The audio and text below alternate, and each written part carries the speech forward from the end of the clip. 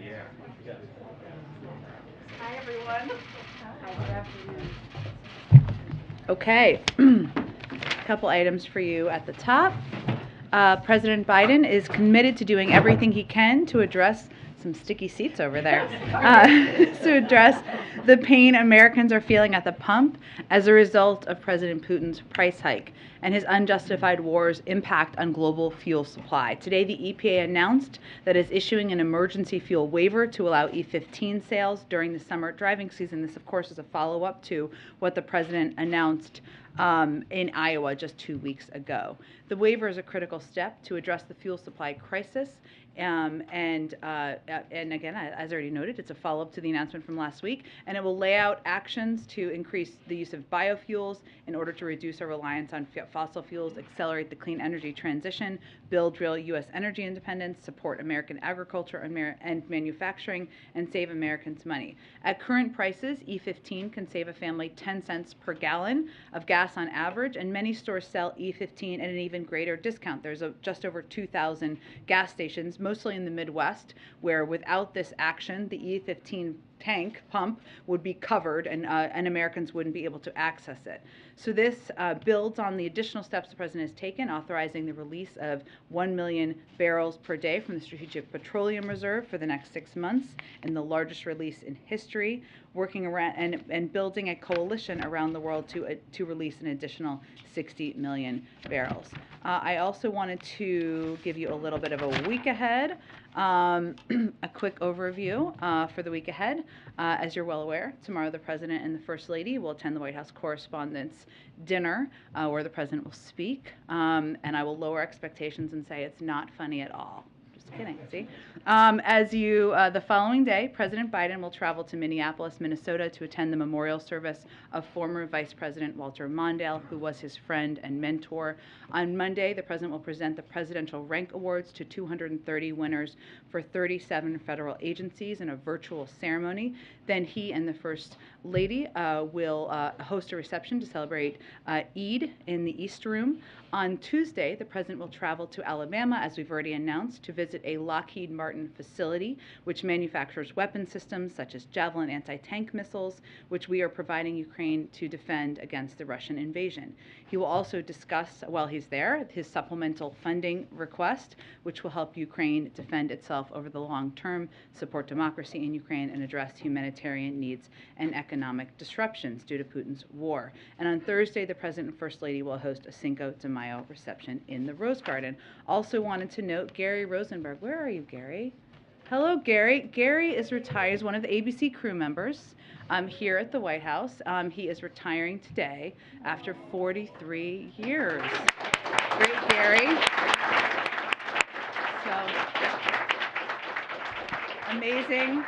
Thank you for your service. We're not going to make any connection between your timing and the fact that ABC is reportedly taking Kim Kardashian and Pete Davidson to the dinner. Maybe you'll have a wild weekend. Okay, so let's get to your questions. I have hopefully a lot of follow-ups to a lot of the supplemental questions you all had yesterday, which I'm sure will come up. So why don't we get to you, Chris? I was going to start with the supplemental, actually. Okay, great. So just wanted looking for an update on where things stand with that, and also with COVID funding, how the conversation's gone so far, and how are things going with Republicans as well in getting their support for some of these measures. Sure. Well, as I noted yesterday, after we put out and announced this request, we have been working full steam ahead in engaging and having discussions with appropriate members, committees, staff about the urgency in moving both of these requests forward. The President, of course, put them forward because together, and that is his preference for them to move together because they are both essential. There's urgency to moving them both forward. If I may, and this may come up as well, but can I give you just a bit of a rundown? This is to Alex's questions yesterday of what has been spent from the 13.5. Let me just see if I can find this here. Okay, so we noted and we've confirmed for all of you that of the 13.6, we had already spent 3.25 of the security assistance, with 250 million left. That remains the case. The first supplemental also provided roughly $6 billion in direct security, indirect economic, that includes, the $6 billion includes that 3.5, as well as economic assistance, all of that in there. So 95% of that has been exhausted. And that means that, of course, the 250 million is part of the 5% left, and also some economic assistance that has not yet been spent from that tranche. The first supplemental also provided about $4.2 billion for humanitarian assistance for humanitarian needs globally. We've spent about $600 million of that so far. So there's more obviously left in that fund, which is why we have only requested less than 3% of what is in our new request package is for that type of humanitarian assistance, because we have more left and there are more global requests, of course, given the surge of refugees and needs around the world that we anticipate receiving. And finally, the supplemental also provided $3 billion to support U.S. troop deployments to reinforce NATO territory, which the Department of Defense is using for this purpose. Of course, they plan ahead. It doesn't mean it's all been spent out, but it has been planned for how it will be spent. So as you can tell, the vast majority of what we had requested and what we had received from Congress has been spent, and the humanitarian piece is still left, accounts for how we have framed the next package. Okay, go ahead. It appears the European Union is preparing a phase-in ban of Russian oil imports. The U.S. has been a partner in helping the EU to get natural gas. Is the U.S. committed to helping them get additional crude supplies, and will that include ways to increase U.S. production and get it over to the European Union? Yes, so as we've talked about a little bit this week with the announcement about Russia's actions as it relates to Poland and Bulgaria, we started a task force last month with Europe to account for and plan for and work to help them diversify their energy needs and account for any steps that Russia may continue to take to weaponize energy. There was a meeting of that task force, I believe it was yesterday, to have a discussion about how we can continue to work together. We've already taken steps to provide for additional LNG or natural gas resources, because we knew and anticipated that for some of these European countries that was especially going to be a need. In terms of oil, it's of course a global oil market, so our effort there in anticipation of any needs was to take steps to provide more supply, whether that was through our own release from the Strategic Petroleum Reserve or the work that the president and his team has done to do the global release, the biggest ever in history. So slightly two different things, but this task force was started in anticipation of these needs. They already had a meeting. We'll continue our work together to help the Europeans with any shortages they have, and also to diversify and ease off of Russian reliance on Russian energy needs. On the E15 emergency waiver, it says it will last a statutory maximum of 20 days per the EPA, and that you guys will review that to see if it's still needed. Yeah. The industry itself has been calling for, and I think Biden has been supportive of a summer-long lifting of the ban. I understand there's reasons why you do the 20 days, but is this administration committed to making E15 available all summer long? That is how the president made his announcement, and is his intention. And I would note, because it's available, if you think of the just over 2,000 gas stations where it's available in the Midwest, largely in the Midwest, without this, the prior regulations would have been, or without the waiver, that basically the E15 pump would be covered and wouldn't be available. So we do anticipate needs continuing for taking additional steps to cut the cost for Americans. This lowers it by about 10 cents for those who use this type of gas, and this is just another way to do that. Go ahead.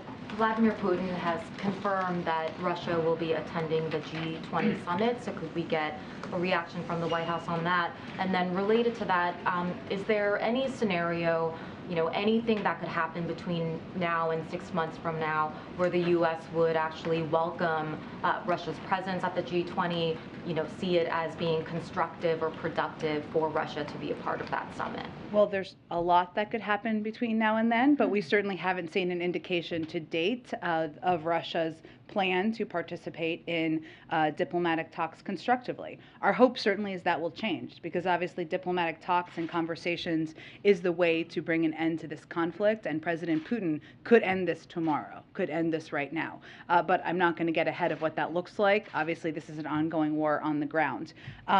We have certainly seen those reports, and the president has expressed publicly his opposition to President Putin attending the G20. We have welcomed the Ukrainians attending, or invitation to attend the G20. It is 6 months away, so we don't know how to predict. We can't predict at this point what that will look like. Our understanding, and of course you could confirm this with the Indonesians, is we have reached out to them privately, is that they did invite them before the invasion.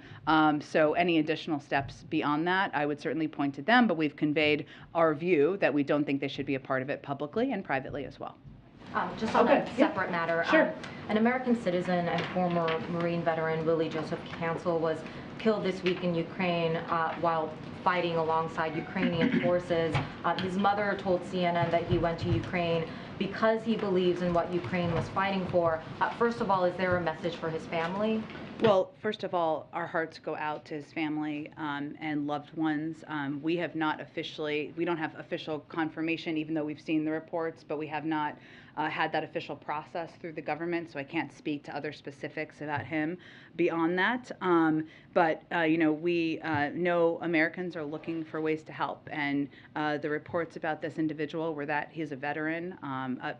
He had a child, I believe, and certainly sounded like a very passionate young man. We know people want to help, but we do encourage Americans to find other ways to do so rather than traveling to Ukraine to fight there. It is a war zone. It's an active war zone, and we know Americans face significant risks. But certainly, we know a family is mourning, a wife is mourning, and our hearts are with them. So any other American that is looking to go to Ukraine for the purpose of fighting alongside Ukrainian forces, the U.S.'s message is strictly do not go. Our advice for months now has been that Americans should not travel to Ukraine for any reason.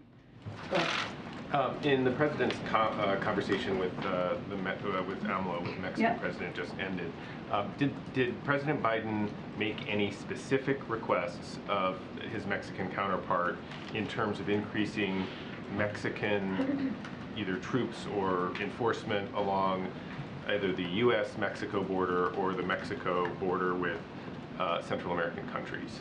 Well, what the focus, I have not received an extensive readout yet. I know you will receive one probably while I'm up here. But the majority of the conversation was about migration and was about continued work on coordination, on economic coordination, on taking steps to reduce migration to the border. And they have been a partner in that over the last several months. In terms of specific asks, I just don't have more on that. But I know, Mike, that one of the follow-ups here will be coordination and discussion at a high level from members of their respective national security teams to continue to work together as we head toward the important meetings coming up in a few weeks. Yeah, I mean, I think just as a quick follow-up, I understand that it just ended, and so maybe you don't have the information now. Yeah. If there's a way to get more information about the specific question of whether or not the United States has asked, you'll remember President Trump pushed the Mexican government to try to increase enforcement along the border by threatening tariffs. Obviously, that's a different strategy. It's not our approach. Probably isn't your approach, but it wouldn't be out of the question to imagine that this government would encourage, pressure, ask the Mexican government to do more, especially on the eve of Title 42 potentially coming down. Well, I think it's important to remember, I mean, the tone of the call was very constructive. This was not a call where President Biden was threatening the Mexican president in any way. They have been an important partner. We expect them to continue to be. And this call was planned in part because of the Summit of the Americas, but also because of the approaching lifting of Title 42 and the anticipation and expectation from the Department of Homeland Security of the increased influx of migrants trying to come to cross the border. So, but it was meant to be a constructive call. It was not meant to deliver a threatening message. That is my understanding of what took place. And certainly if there's more to provide, we will provide that to all of you. Go ahead. Thank you, Jen. On the supplemental budget, the administration believes the package will support Ukraine for 5 months. Is there anything you could tell us about that time frame? Is that when the administration believes the war will come to an end, or that it will last for at least another 5 months? Well, let me give you a little bit of more of a rundown of each of the components in the package too. I know some of this was done yesterday, but I think more of it, we could do more from our ends on this front. But to answer your direct question, Weijia, that's the end of the fiscal year, and what our objective here was to provide a long enough set of funding requests, or a funding request that would meet, that would mean we wouldn't have to come back in a month or 6 weeks, right? To ensure that there was planning that was possible through the U.S. military and through our European partners and the Ukrainians as well. Now, some of this funding, for example, the $6 billion of this $20 billion of the security assistance component is for the Ukraine Security Assistance Initiative, which is basically direct support for Ukraine to purchase its own weapons from the defense industry here in the United States.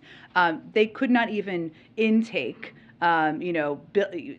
billions and billions and billions of weapons and security assistance in this moment. So that is likely going to be longer term, because if they place an order for specific weapons, sometimes that takes months to produce. It's just meant to provide security assistance so they can plan for what they need over the long term and make those orders directly, which is what that portion of the funding provides for. The other portions of the funding, so $5.4 billion is in drawdown. So that, as you're very familiar with that, because that was a large chunk of what we requested and have implemented in our last package.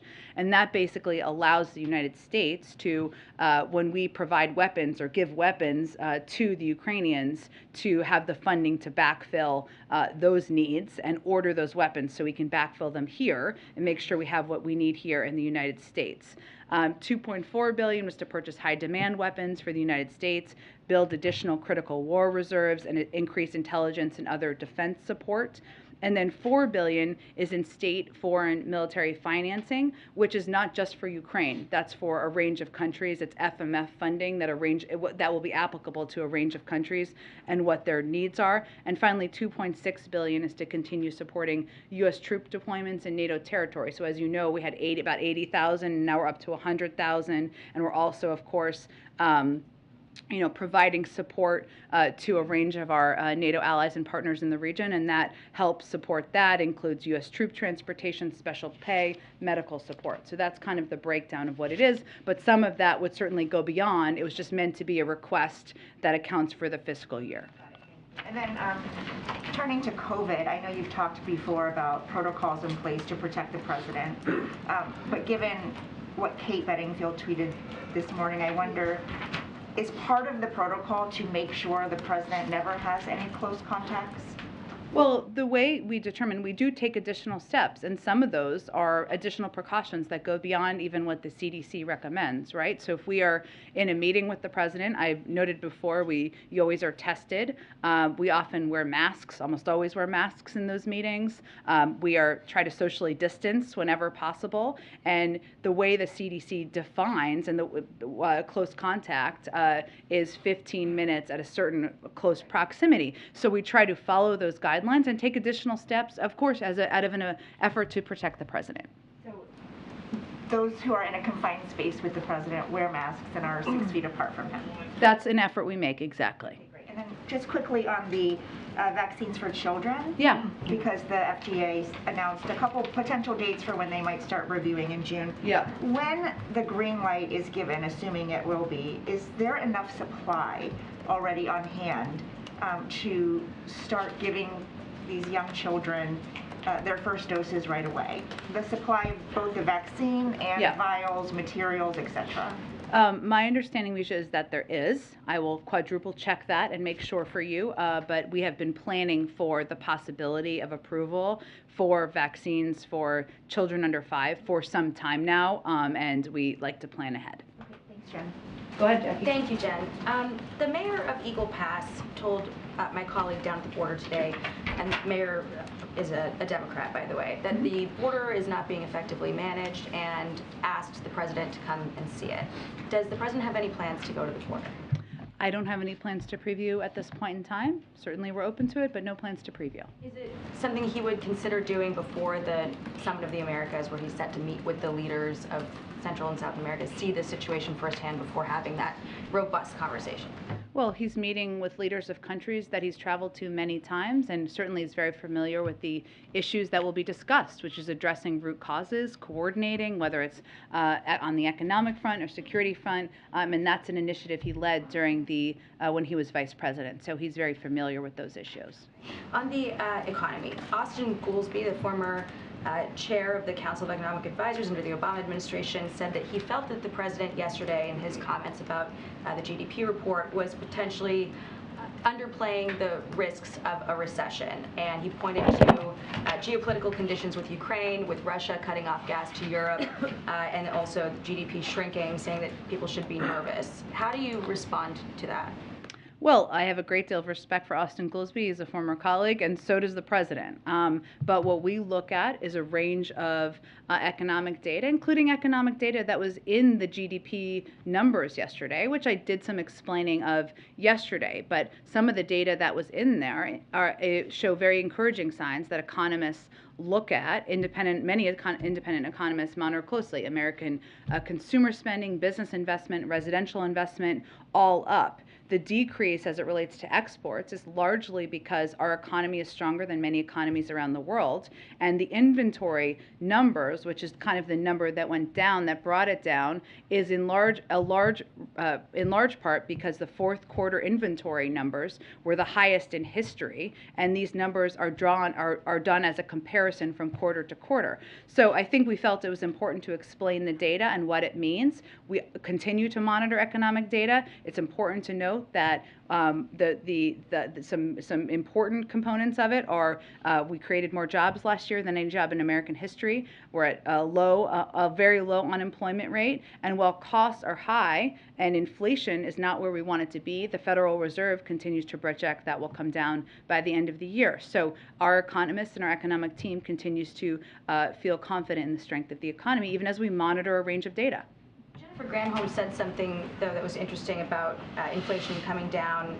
She said some economists are suggesting inflation is going to level off a bit, but it's just so hard to know because we don't know what's going to happen on the war on this. So she's seeming to also allude to geopolitical conditions that might not result in these projections coming to fruition. Well, the Federal Reserve makes the official projections, right, for the government. What I will note, and I think maybe she was referring to, is even the new economic data we saw today, energy accounted for 61% of the reasoning for the increase in the inflation numbers. And we know that because of Putin's unprovoked invasion in Ukraine, that it's driving food costs, but also energy costs, and that is a huge driver. So that's why the president is taking a range of steps. The historic release from the Strategic Petroleum Reserve, even the steps, certainly smaller as it relates to E15 today, to work to really target and focus on energy prices and costs. And I have just a couple questions on the Disinformation Board. Sure. Yesterday you had told me that you were not familiar with Nina Jankowicz. I'm wondering if you have more information on her today. Also, Secretary Mayorkas said that he was not familiar with statements that she had made surrounding the Hunter Biden laptop. And I'm just wondering, how was she hired if you in the White House are not familiar with her, if Mayorkas is not familiar with her statements? What's the process for putting her into a position like this? Who's in charge of her hiring? Well, let me give you a sense of who she is. She's an expert on online disinformation. She was formerly in the Wilson Center's she was formerly a disinformation fellow at the Wilson Center. She's testified before Congress as well as the United Kingdom and European parliaments, advised a Ukrainian foreign minister, particularly relevant in this moment, under the auspices of a Fulbright Public Policy Fellowship, and overseeing Russia and Belarus programs at the National Democratic Institute. Any hiring decisions are up to the Department of Homeland Security, but this is a person with extensive qualifications. What I will tell you about the board and what the board is doing, this is a continuation of work that began at the Department of Homeland Security in 2020 under former President Trump. Is it, though, I guess, can you describe what her job is going to be? Because there's been some TikToks that she has put out, and it seems like rather than calling balls and strikes on this story is false and this story and here's the truth on it, One line stood out to me. They're laundering disinfo. We should really take note and not support their lies with our wallet, voice, or vote. So Well, here's what the board is going to do, which I think is of particular interest. Again, a continuation of the work of the former president. So for anyone who's critical of it, I didn't hear them being critical of the work under the former president, which is just interesting to note contextually. But in the fact sheet that they put out, what they noted yesterday, what they noted in there is that this is meant to, one, the first bullet was about protecting privacy, civil rights, and civil liberties, and the First Amendment. They said the primary mission is to establish best practices to ensure that efforts to understand and respond to disinformation are done in ways that protect privacy, civil rights, and civil liberties. I'd also note that the first example they gave about what they're going to do is support the Department of Homeland Security's ongoing work, back to the former administration, to address how and understand how misinformation spread by human smugglers that prey on vulnerable populations attempting to migrate to the United States. There's no question, everybody, that bipartisan support for that, to address disinformation that's helping smugglers, helping people migrate, or providing false information, prompting people to migrate. This is also work that is helping to address unauthorized terrorism, other threats, and see how disinformation and misinformation is being pushed to lead to increase those. So that's all work. We think is work that's been ongoing for some time. This is the form it's taking, and there's a fact sheet that details the specifics of it. You just outlined a lot of efforts that sound very worthy, but you've got someone from the Department of Homeland Security telling people how they should vote. How do you explain that to critics who say that doesn't sound right to me? This is an individual who will be overseeing the work of that board. Personnel decisions are up to the Department of Homeland Security. I just outlined the extensive history and background this individual has, but I think what's important to note here is what the board is doing, which is continuing what is important disinformation-related work that began under the former administration. Go ahead. Thanks, Jen. I want to ask you about some of the concerns that Democrats are expressing about Title 42, if it is in fact lifted, and these are some quotes that were in Politico today. Maggie Hassan says, what I didn't hear was specifics about numbers and deployment and really meeting the need at the border. Senator Catherine Cortez Masto said she still hasn't seen a comprehensive plan. And Senator Mark Kelly has said there's having things on a piece of paper and then what is going on in the southern border, and there's a huge disconnect. What is the administration doing to address those concerns and that criticism that there may be a plan on paper, but they certainly haven't seen it at the border yet? Well, first, there's an extensive plan on paper that includes a 6-pillar approach to planning for and preparing for the lifting of Title 42, including surging resources, personnel, transportation, medical support, facilities to support border operations. It also includes enhancing CBP processing efficiency and moving with deliberate speed to mitigate potential overcrowding at Border Patrol stations, something in anticipation they are preparing for the possibility of. It also includes administering consequences for unlawful entry. That's Pillar 3. It includes number 4 is bolstering the capacity of non-governmental organizations who've been important partners to us as we're working to implement, to receive non-citizens after they've been processed. It also includes targeting and disrupting the transnational criminal organizations, and finally deterring irregular migration. What it is not, and this is where we absolutely, of course, agree with these members and others, is an immigration reform plan. And that is something that we strongly support. This is a reminder of the need for, how outdated it is, how broken the system is, but Title 42 has never been an immigration plan. How soon will the plan that you just laid out actually go into effect, understanding that it may take some time? Yeah. But how soon will people actually feel the real impact so that, as Senator Kelly is saying, this disconnect doesn't exist, so that there's actual proof that it's taking place? Well, the Title 42 lifts on May 23rd.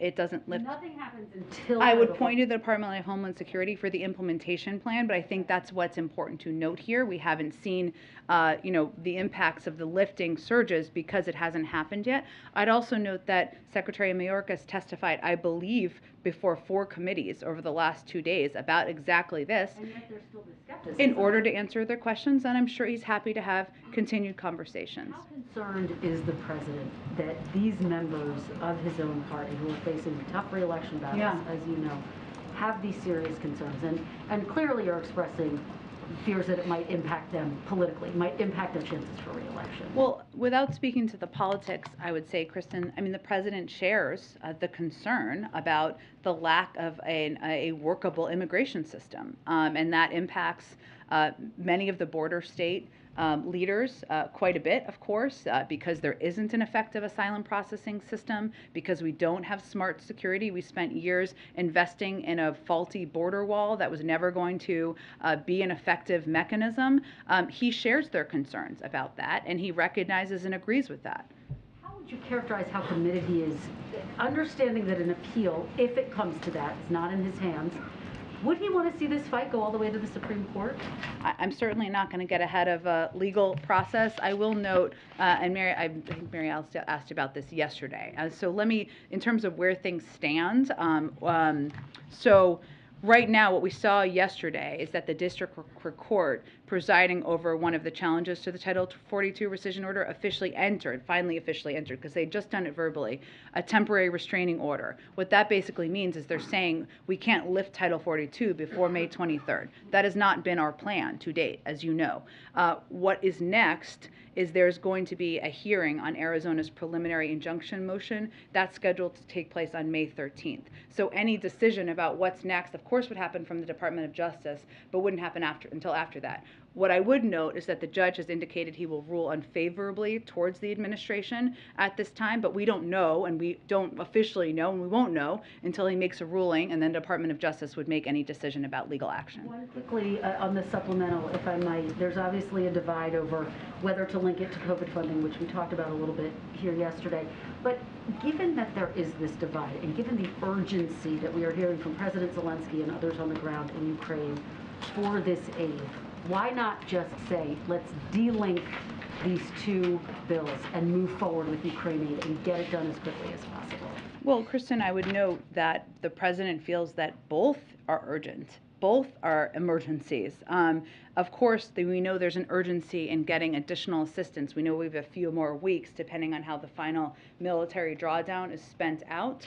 But in terms of COVID, what we are doing right now is we are preventing the United States from being able to plan and purchase ahead. So, for example, if there's a better booster, which there may be because science is amazing one day, right? If there's a better vaccine, we can't make purchases ahead of doing that. That is what we have done to date. That is why we have been so prepared. It also makes it so that we can't purchase Evusheld, treatments that helps immunocompromised. We can't make additional purchases of a range of the treatments we know are effective, and make sure that we can say to every American, we'll get you a mask, we'll get you a test, we'll get you a free vaccine. So the president feels that is also incredibly urgent. Go ahead. Do you have a reaction to the report that the FBI last year potentially searched millions of Americans' data? And secondly, is the president briefed on that? Does he have any reaction himself? I have not spoken with the president about this. I can get you more details about this after the briefing. My understanding is that some of this was about researching and doing an investigation into potential hacking. But I will get you more from the FBI after this. Thanks for the question. Go ahead. Yeah, E15 fuel is slightly less energy dense than what we would consider typical gasoline, so Americans might need to fill up just a little bit more frequently. So how much does the administration really think that this move will affect Americans' wallets? And does the White House believe the president has exhausted his authority on what he can do related to gas prices, or are there more options still being considered? I mean, on the second question, we're always going to look for more options. I mean, we saw, and I talked about this a little bit earlier, even as it relates to the recent, the inflation data that came out today. We know that 61% of that is driven by by energy costs, by Putin's invasion into Ukraine, and we need to continue to take every step we can, whether that's working with Congress, considering what authorities we have, continuing to ensure we take steps to make sure the supply meets the demand out there. The estimates have been it saves Americans about 10 cents a gallon, and that to the president and to us felt like a reason to do it, and because without taking this step for the waiver, it basically would just be an option of additional supply that is a little bit less expensive that wouldn't be available in these 2,000 gas stations. We're not saying that this is like the silver bullet. It's not. It's just a step that we felt would help ease the burden for Americans who go to those gas stations. And then with COVID, as we are talking about, as the White House is pushing Congress to pass for more funding, why hasn't the administration released a plan, at least for now, to transition the burden of paying for COVID drugs and vaccines to the private sector, kind of like has been done with tests, so that insurance companies have time to negotiate? Well, there's a range of steps happening at the same time, but I will tell you that what we want to continue to be able to do is to provide these treatments for free. That's the objective. That's the reason for this request for funding. But also the request for funding is enabling the United States to be able to purchase ahead in bulk supply a lot of these treatments or vaccines so that we can make, when they are ready, we can make those available to treatment centers and hospitals around the country. Go ahead. Okay, thanks.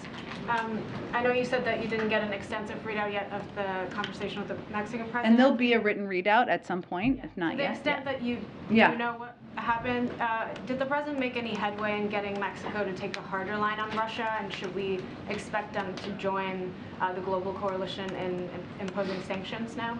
Well, I would note, obviously, the Mexican government can speak for themselves on any intentions they may or may not have. They have spoken out against Russia's invasion of Ukraine, so I would note that. We will always encourage any leaders to take additional steps to support the Ukrainians and stand up in a range of ways against the invasion of Ukraine by Russia. But in terms of any steps they would take, regardless of the conversation, we would let them speak for themselves on that front. Go ahead. Sorry, has the reticence by the Mexican government impacted the U.S.-Mexico relationship in any way when it comes to sanctions? Well, again, I would note they have spoken out against Russia's invasion of Ukraine. We know different countries are going to take different steps. Some have taken them quickly, some took longer to take them, and we know different countries will have different approaches to every step, whether it's sanctions, assistance they can provide. We understand that. We have an important, strong relationship with Mexico, one that the call today was set up in order to really focus the conversation on migration and addressing root causes in advance of the Summit of the Americas. So that was really the majority of the conversation. I'm sorry, I didn't mean to miss you. Go ahead. No worries. Thank you.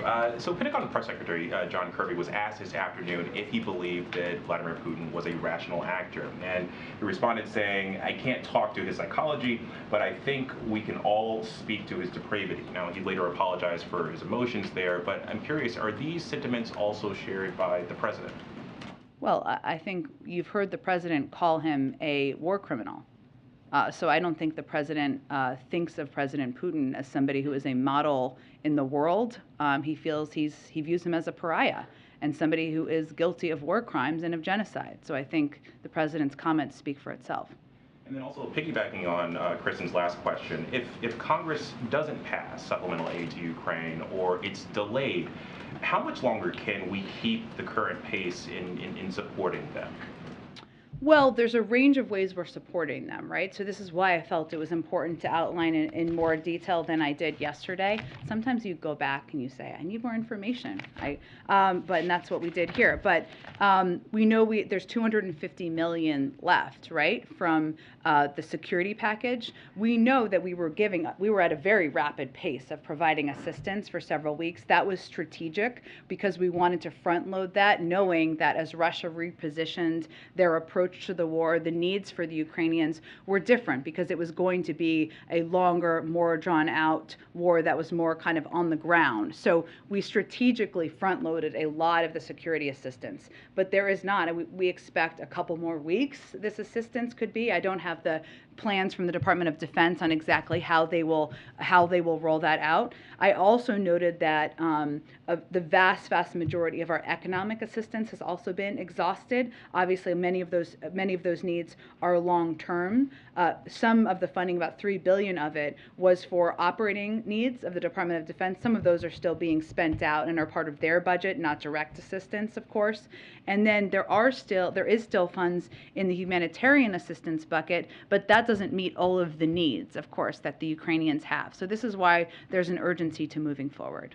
And lastly, I understand that the circumstances surrounding Mr. Cancel's death are still coming to light, but does the president have any plans to talk with his relatives?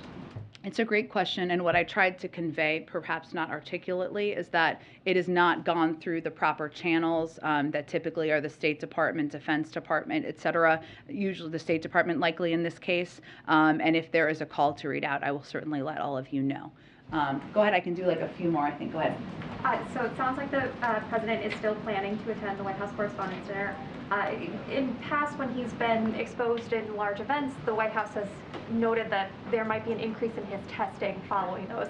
Are there any plans to change the president's testing procedures following these big events that he's been attending, like the dinner and the 2 memorial services he attended?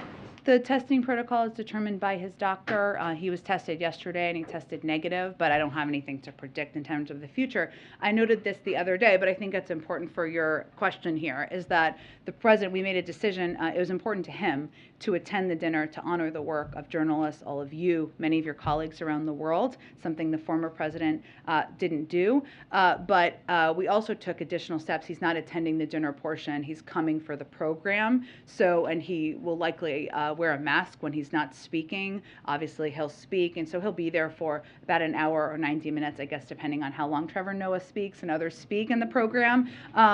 But we took that additional step as well. And then he's, of course, sitting on the dais up in the front. So the interaction, he's not attending any of the receptions or anything along those lines either. And then on the remarks, the president has been a guest on several late-night shows. Has he consulted any of those host comedians, brought in any outside help on his speech? Can you kind of bring us in the room on how he's approaching this as someone who has attended several of these dinners and seen them play out? He has. I would tell you the president has a very good sense of humor and is working hard on his own speech. On the topic of thank you, Jen. The administration has not said how long they expect the war in Ukraine to last, and that's understandable because no one knows what the future will hold.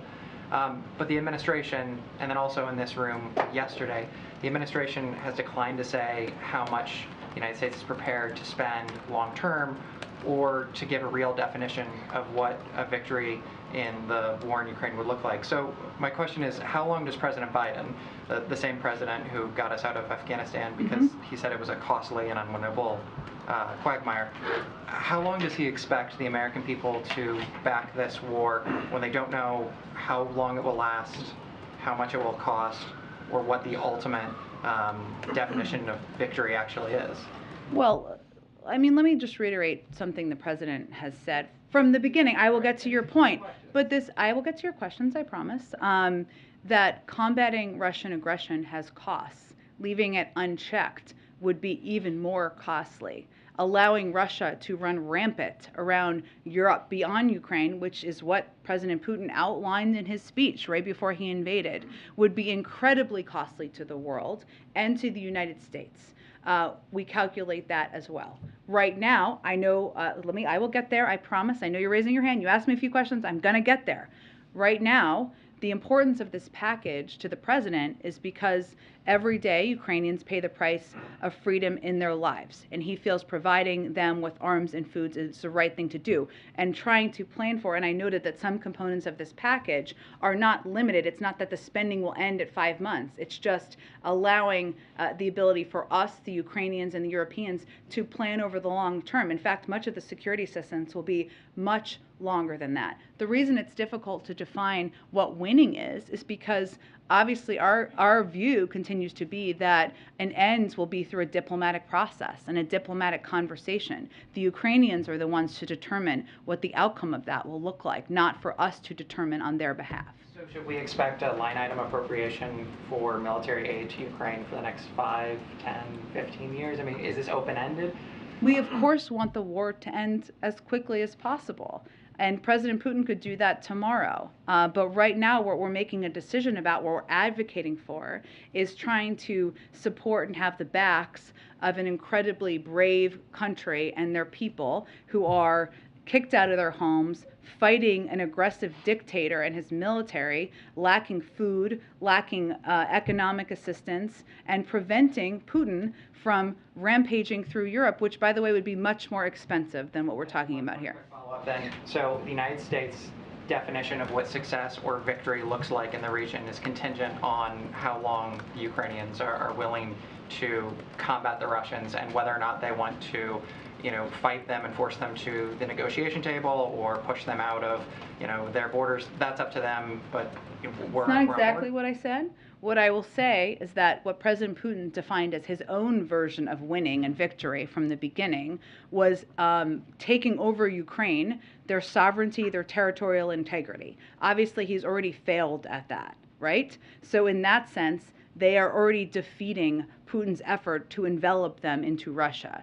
But this is an ongoing war. We know that. We know that diplomacy and having a discussion and negotiation is the way to get an end to it.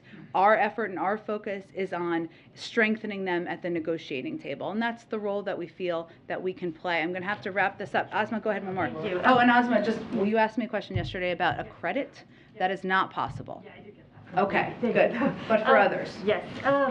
So there have been reports that EU countries are looking to approve a phased embargo on Russian oil as early as next week. And if that were to happen, it would be huge. And I'm curious how the White House is coordinating with the EU on this. Sure. So one of the steps that the president took last month was to start this task force with the Europeans. I mean, we took steps before that, right, to work with a range of countries in Asia and around the world to provide additional supply, LNG supply, where they had excess. Japan, for example, did that to provide excess LNG supply because they had the ability to do that to the Europeans in anticipation that Russia could weaponize energy, as we've seen President Putin do. There was a meeting of this task force yesterday to continue that coordination, have that discussion, and we're just looking for ways that we can help them address these needs that we long anticipated. Okay, thanks everyone. Thank you, everyone. Question on press